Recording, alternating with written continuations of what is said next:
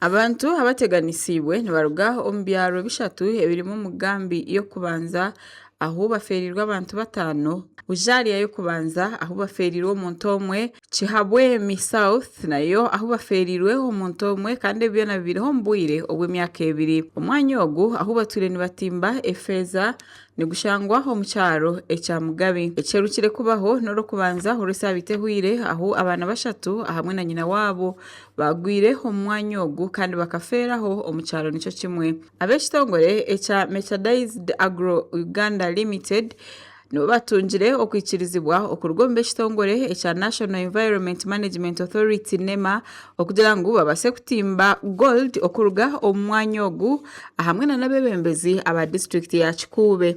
Charles Mbabazi omutuura okuruga omuri Mugabi y'okubanza owaferirwe abaana bashatu n'omukazi ogunagira ngu obushoborozi bine kureba ngu bakora shongeji obwire butakagenzire. Nina abaana b'omukazi undi naitwera obusumi obwo ari omwana ataharwere inerwe nakumara emyaka nka 15 nawe yamalira mfuiro kimaisa guno omwaka nagulo guzi na guhoire ndikiremo abantu mukaga na mzee wange ali nyene mtima yone laliketi ina mtima gwono kugamba ngo ndagenda nkole mani tinkena abantu abavuka abantu mukaga. Abatuura okuruga omu mwanya ogu nibashoborora ng'omwanya ogu gubaberire kizibu kandi betomboitire abukiri kukwataho bititi bayambirwe. Kyonka tukusaba gavumenti etuyambe kinekyo tusobole koraki kisweka bokuba ekintu bakiyigaho hali umulingo bakisange niko bakakisiga kyoko bakatusigire kiina kyakaita abantu mwenda mano muno omugayiga atukoleire ekintu ekibi muno kyonka ekikangawe kibairo hano tufunire kikangawa kuruga kosa ijo hakarawe hate biro bibire kibaze kuba kikaba kya balaza obaire kizibu ekyo twaija twarura tukole tutatu akimali kyonka kandi kizibu kyo kufua abantu abafuire abantu bali bana omukazi akagenda kujunira abana baye omukisaru kuba hayo nawo byagenzi atakoleki atarugeyo. God Gama omutuura okuruga omu kyaro nikyo kimwe nagira ngu ombwire obwakorire aha mwanya ogu hine emitumbi eyashangire omu miizaga otirora n'okuyamba abantu bamwe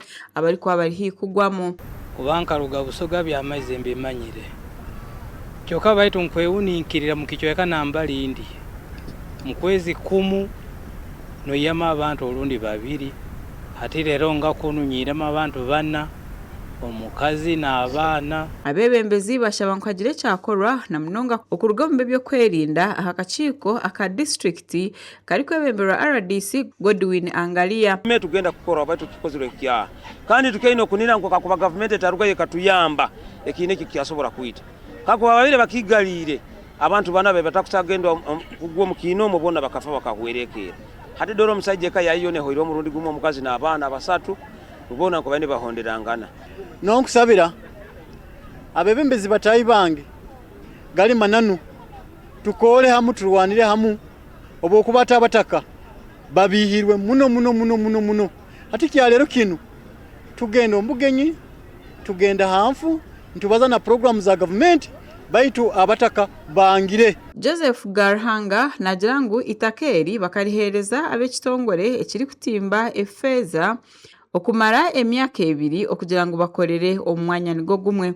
Nagira ngu banyuma y'emyezi 6 batandikire kukora omwanya ogu bakagunagaho hatine kintu na kimwe ekibayonjireho. Nagira ngu banyuma y'emyezi 6 emirimo etandikire omwanya bakagaruka bagunagaho ohiro kugira ngu bakabahirwe orusa okuruga mu banema. Omwaka gwa 2019 nesaba kozesa itaka lyange kole mirimo yayo